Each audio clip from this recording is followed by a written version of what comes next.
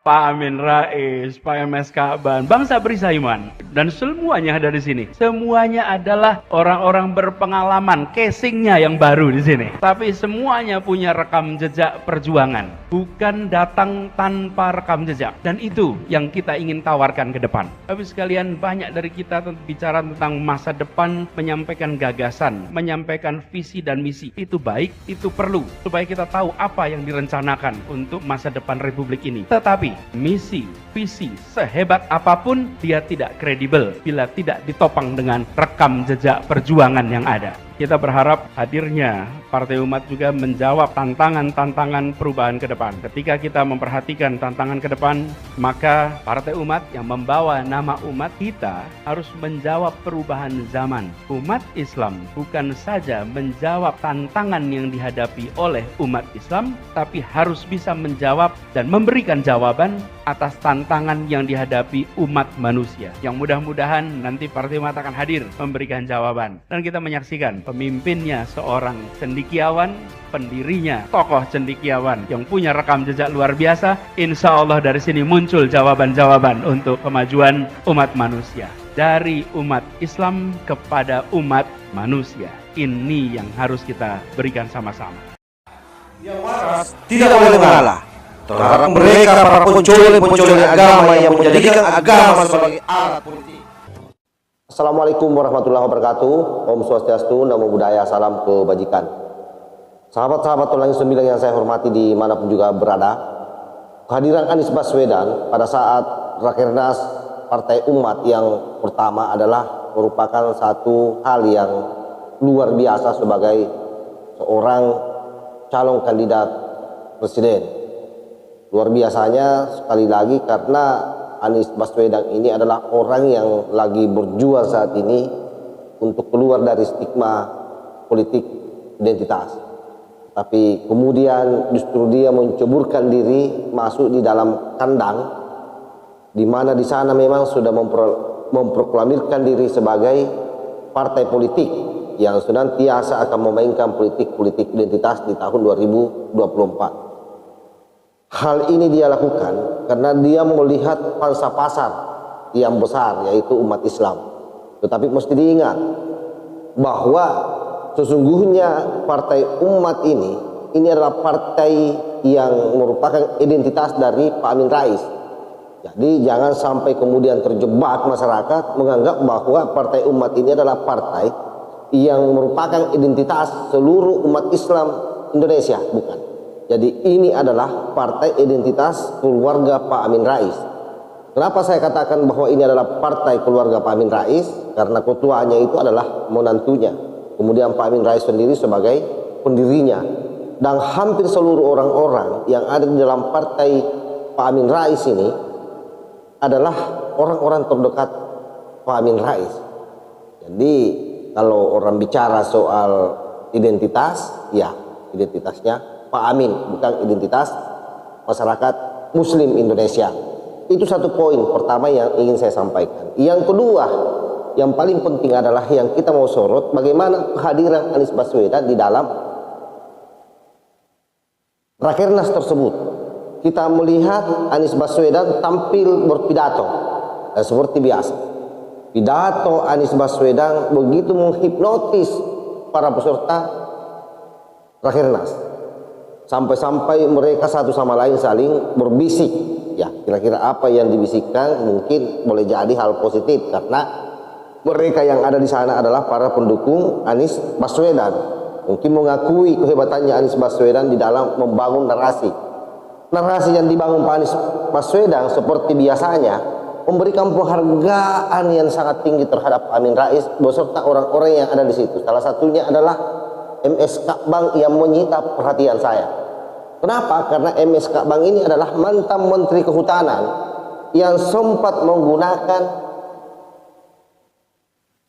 rompi orange. Artinya pernah bergelut dengan kasus korupsi pada saat dia Menteri Kehutanan. Yang kalau kita ingat waktu itu ada namanya Anggoro. Coba sahabat-sahabat ingat. Ini MS Ka'ban dan ini salah satu pembesar daripada Partai Umat hari ini. Makanya tidak salah Anies Baswedan mengatakan bahwa Orang-orang yang ada di sini adalah orang-orang lama, orang-orang yang hebat. Bagaimana bisa hebat ya kalau pernah memakai rompi kuning, rompi orange? Yang hebat hanya casingnya yang baru katanya. Apalagi dimentori oleh orang-orang hebat. Ketuanya adalah cendekiawan, lalu kemudian pendirinya juga adalah seorang cendekiawan muslim yang tidak ada lagi yang tidak kenal Pak Amin Rais. Iyalah, saya pun masih SMA dulu sudah tahu siapa Pak Amin Rais. Pak Amin Rais ini adalah salah satu tokoh yang mengklaim reformasi sebagai bagian daripada perjuangannya. Padahal menurut Adian Napitupulu, Pak Amin Rais ini hanya mengambil momentum kala itu. Bukanlah dia sendiri yang menjadi pejuang terwujudnya reformasi. Itu poin kedua.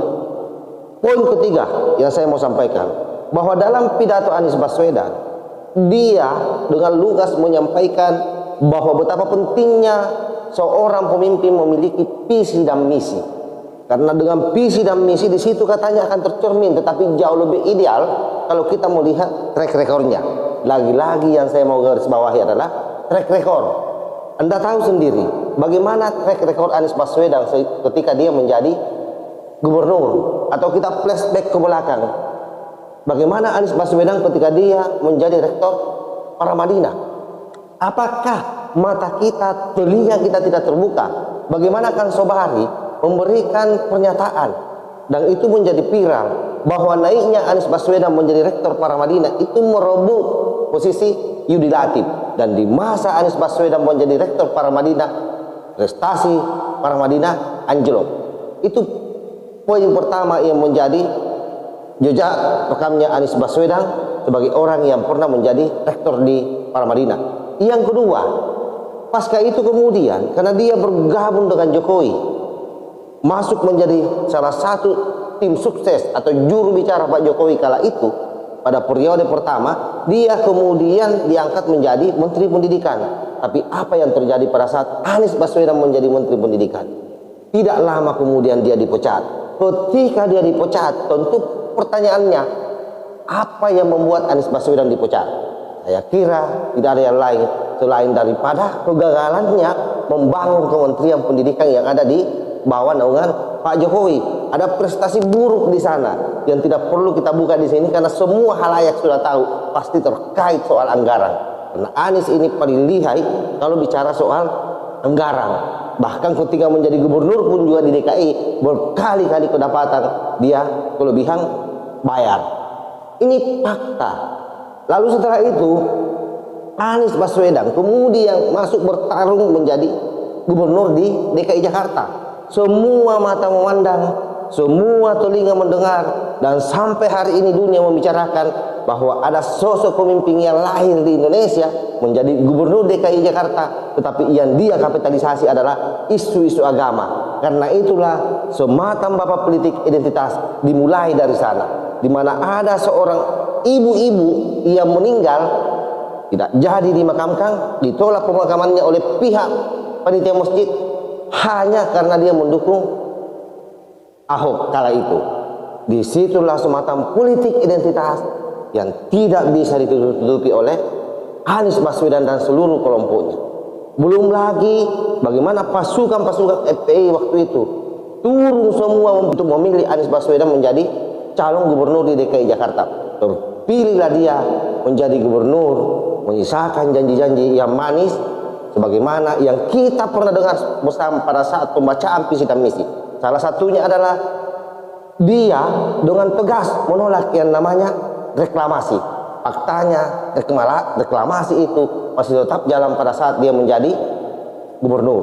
Yang kedua, akan berjuang keras bagaimana mewujudkan rumah DP 0. Faktanya kemudian rumah DP 0 itu hanya mimpi buat rakyat DKI Jakarta yang sampai hari ini tidak terwujud. Kalaupun terwujud hanya sekian persen, itu pun menyisakan masalah korupsi soal pengadaan lahan untuk membangun rumah tersebut.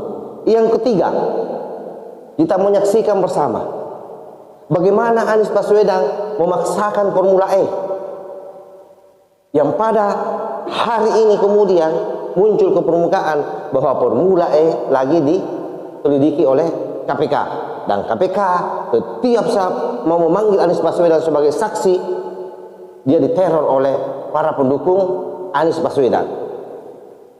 Ini fakta, karena Pak Mahfud MD juga sudah bicara soal itu.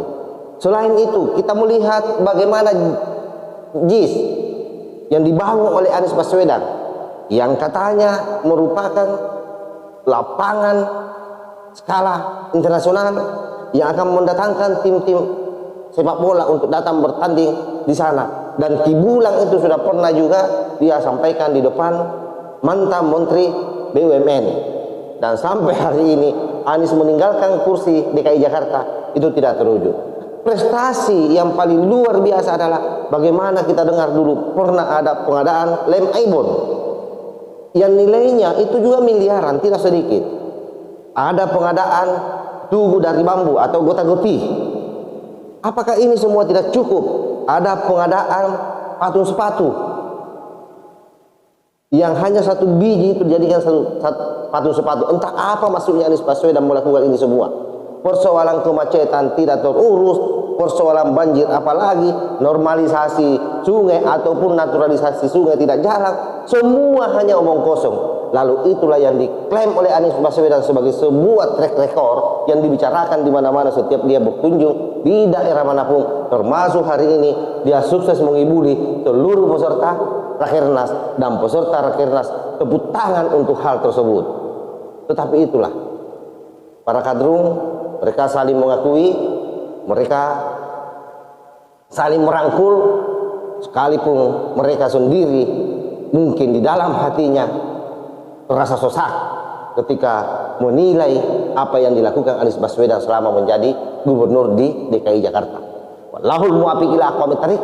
Assalamualaikum warahmatullahi wabarakatuh. NKRI harga mati, Nusantara milik kita.